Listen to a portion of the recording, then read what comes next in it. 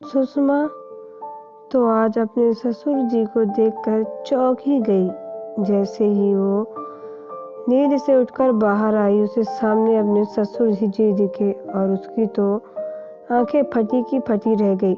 कुछ देर के लिए तो वह उन्हें घूरती रही, क्योंकि उसे यकीन ही नहीं था कि उसके सामने उसके ससुर जी खड़े हैं। वो मन में सोचने लगी, काश मेरा पति भी ऐसा ही होता तो कितना अच्छा होता। सासू माँ कितनी किस्मत वाली हैं। उसे अपने पति यानी कमल पर गुस्सा आने लगा। कमरे में झांक कर देखा तो कमल खराटे खींचकर सो रहा था। सुबह सुबह ही का मुंह खराब हो गया। वो अपनी दिनचर्या में लग गई। ऑफिस जाने से आधे घंटे पहले कमल उठा और रोज की तरह आनंद फानंद में नहाया, तैयार हुआ, बिना नाश्ता किए हुए चला गया। अब तो सुषमा ने कमल को सबक सिखाने का ठान लिया, लेकिन सोचा कि प्यार से समझाने का असर तो कभी हुआ नहीं, लेकिन अब ताने या गुस्से का भी कोई फायदा नहीं। मेरे पति बहुत पिट किस्म के थे, उन्हें अलग तरह से समझाना पड़ेगा। आज भी जब कमल बिना नाश्ता के लिए निकल गया तो हमेशा की तरह सुषमा ने गुस्सा नहीं किया, बल्कि उसके दिमाग में तो सिर्फ उसके ससुर जी चल रहे थे। वो अपने ससुर जी के से बहुत ज़्यादा प्रभावित थी। उसने हमेशा से अपने ससुर अपने आदमी पसंद थे, लेकिन बदकिस्मती से उनके बेटे कमल में वो गुण नहीं थे। जब कमल से शादी हुई थी तब भी सुषमा के माता पिता ने उसके ससुर के स्वभाव और समाज में उनके नाम को देखकर झट से शादी के लिए हाँ कह दिया। ससुर जी रिटायरमेंट के बाद भी सुबह जल्दी उठकर नहा लेते, वॉक पर जाते, फिर आकर पूजा पाठ करते और शानदार कपड़े पहनकर रेडी हो जाते। रिटायरमेंट के बाद भी घर में नहीं बैठना चाहते थे, इसलिए उन्हें पार्ट टाइम जॉब ज्वाइन कर ली थी। पैसे की कोई कमी नहीं थी, लेकिन ससुर जी घर बैठे असली नहीं बनना चाहते थे, बहुत ही मेहनती थे। फिर तैयार होना, नए नए कपड़े, जूते, घूमना, घड़ियाँ लाना, परफ्यूम लगाना, कुछ मिलकर हमेशा अप टू डेट बनकर उनका शौक था। वो आए दिन सासू माँ के लिए भी तोहफे लाते थे और दोनों अकेले ही घूमने निकल जाते थे। कई बार तो सासू माँ को पिक्चर भी दिखाने ले जाते, लेकिन जब सबके साथ जाने की बात करते तो कमल हमेशा कोई न कोई बहाना बनाकर मना कर देता। अपने पिता से बिल्कुल उल्टे स्वभाव का था वो।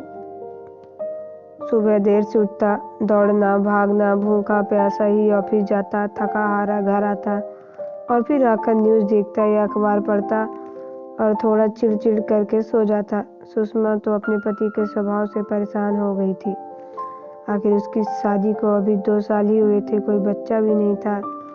यही तो वक्त था दोनों पति पत्नी एक दूसरे को खोलकर जी सकते थे, घूम घाम सकते थे। कभी कभी तो वो सोचती कि उससे मुझसे ज़्यादा तो ससुर जी और सासू माँ घूमते हैं। एक मेरे पति हैं जिन्हें छुट्टी के दिन भी बस बिस्तर ही नज़र आता है, और एक मेरे ससुर जी हैं जो रिटायरमेंट के बाद भी घर में नहीं टिकते। कमल के स्वभाव से सभी परेशान थे, लेकिन अब कोई भी उससे कुछ नहीं कहता, क्योंकि सब मान चुके थे कि वो सिर्फ अपनी नौकरी करेगा और घर आकर सो जाएगा। उत्साह के नाम पर उसके जीवन में बस टीवी देखना और न्यूज़ पढ़ना रह गया था। सुषमा को बहुत मलाल होता जब वो अपने ससुर जी को देखती। आज जब वह सुबह उठी तो उसने देखा कि ससुर जी तो एकदम जवान लड़के की तरह लग रहे थे। नए जूते, नए पैजामा और नए जैकेट पहनकर सुबह जल्दी दौड़ने के लिए तैयार हो चुके थे। वो चौंक गई कि मेरे पति से ज़्यादा जवान तो मेरे ससुर जी लग रहे हैं। इस उम्र में भी वह इतने एक्टिव है, और एक मेरे पति जो खराटे खींच रहे हैं। इसे अपनी शादीशुदा जिंदगी उदास लगने लगी थी, क्योंकि कमल में तो किसी चीज़ का भी उत्साह ही नहीं था। और आखिर कब तक वो सिर्फ अपने सास ससुर के साथ घूमती।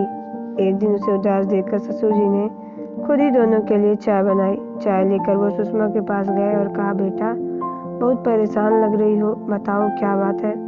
सुषमा ने अपने दिल का सारा दुख उनके सामने बयां कर दिया। उसने ये भी कह दिया, काश इसमें भी आप जैसे थोड़े गुण होते। आप इतने जिंदा दिल ना सही, पर जिंदगी थोड़ा तो उत्साह होता। ससुर जी के दिमाग में एक तरकीब सूझी। उन्होंने सुषमा को कहा, अब से जैसा मैं कहूँ तुम वैसा ही करोगी। कल सुबह से 5:30 बजे ट्रैक सूट पहनकर रेडी हो जाना, हम दोनों साथ में वॉक पर जाएंगे। सुषमा कुछ समझ नहीं पाई और उसने अपने ससुर जी की बात मान ली। अब से दोनों